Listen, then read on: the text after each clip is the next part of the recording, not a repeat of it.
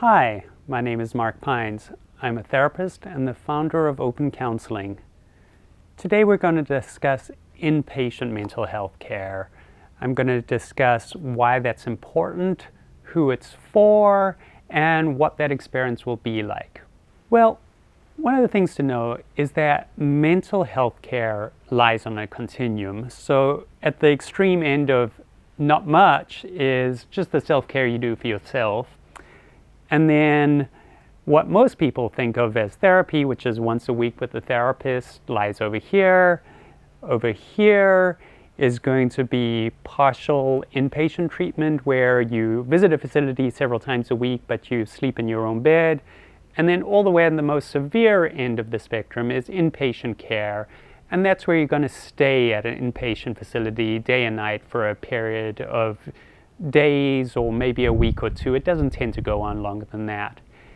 And the reason to know it's a continuum is because on different sort of times on your journey, you might find yourself in different parts of that continuum.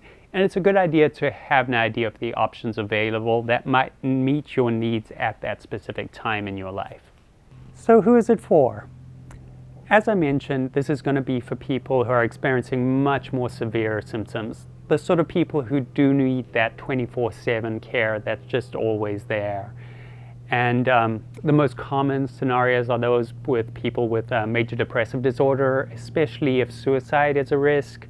Bipolar is a common one.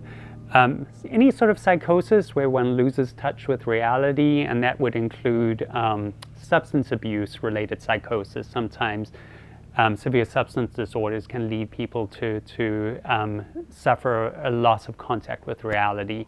And so these are people who might find themselves in need of the more all-around care that an inpatient facility can offer.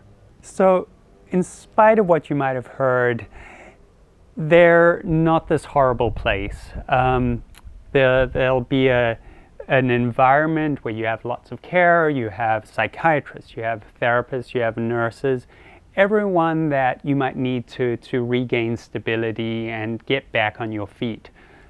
It should be said that you're going to have other patients around you who are probably going through the worst times of your life, and that can sometimes be a difficult thing in of itself to tolerate. But the reality is, if you need that level of care, that's the best place to get it. Another horror story you might have heard is that it's hard to get out of inpatient psychiatric care. In fact, these days it's just the opposite. It's quite hard to get into, and once you're into it, they're kind of moving you out the door. They're doing their best to get you stabilized and ready to go back to your home. And so there you have it. Inpatient mental health care forms the one edge of the continuity of mental health care. And it's important that it's there. It's part of people's journeys sometimes, but it's usually almost never the destination. But it's a waypoint, a place where people can find stability, where they're ready to move on to the next part of their life. If you're considering online therapy, please consider a sponsor of ours, BetterHelp. There's a coupon code for 20% off your first month in a link just below this video. And if you could like and subscribe, I'd appreciate that too.